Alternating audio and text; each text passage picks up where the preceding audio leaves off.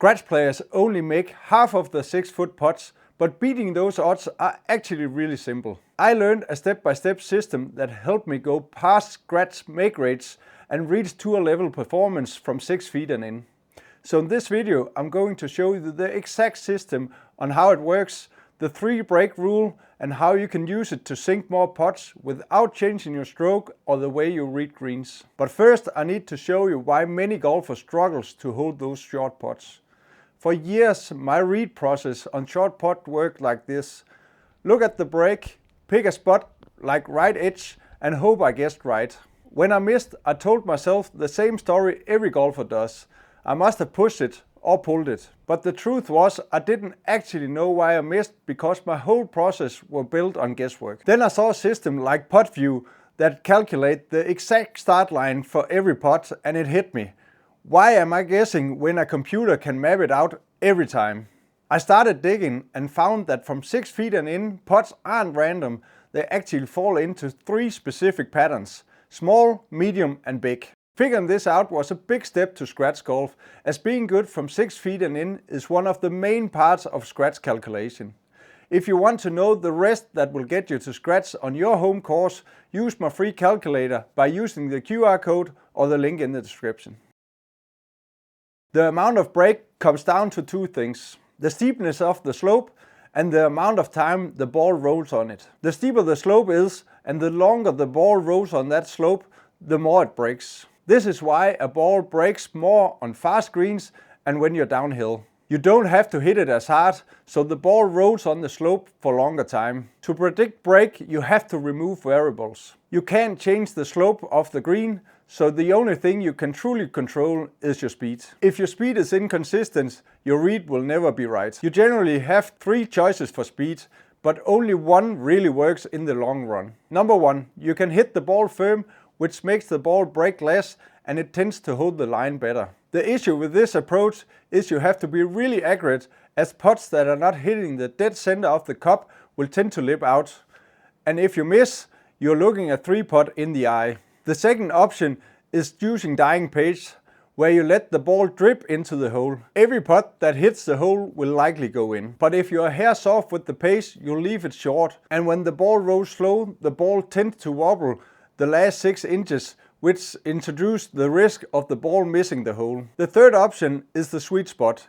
It's the pace where the ball finishes about a foot past the hole. At this speed, off-center putt still drops, and if you're a bit off with the speed, the softer hit putt will still reach and the firmer putts will still be inside gimme range. By keeping your speed consistent, your reads stay predictable. If you're having trouble being consistent with your speed, use the distance control from 0 to 10 feet in My Golf Center to dial in your speed. Step number 2. Once you commit to that 1 foot past speed, you only need to learn these 3 breaks: a small break, a medium break and a big break. You don't need more than that because a hole is rarely cut on a steeper slope than the big break, unless your greenkeeper is out for blood. To find your start line, use this simple math. The small break at 1%. On 6-foot putt, start the ball just outside the hole. Subtract half an inch for each foot closer. The medium break, 2%. Use the same start spot, but for a 4-foot putt. Add and subtract 1 inch for each foot further and closer. The big break at 3%. Use the same starting spot, but use it for a 2-foot putt. Add 1.5 inch for each foot further. On a 2-footer, I usually hit it firmer and take out the break, but I use the math to find out my read from 3 feet and out. However, because break is determined by time on the slope, you need to adjust for these situations. On uphill putts, the ball will move faster against gravity, so it breaks less. On downhill putts, it will break more. Therefore, you need to play less break on uphill and more break on downhill. You can use the way you read breaks already and calibrate for these 3 breaks. Test this on the practice green by finding what you think is a small, medium and big break and use the system to see if you hold the putt. This way you'll quickly learn how to identify each break. I use my feet to feel the break, and if you also use this method, the 3 breaks are 1%, a 2% and a 3% slope. Step number 3.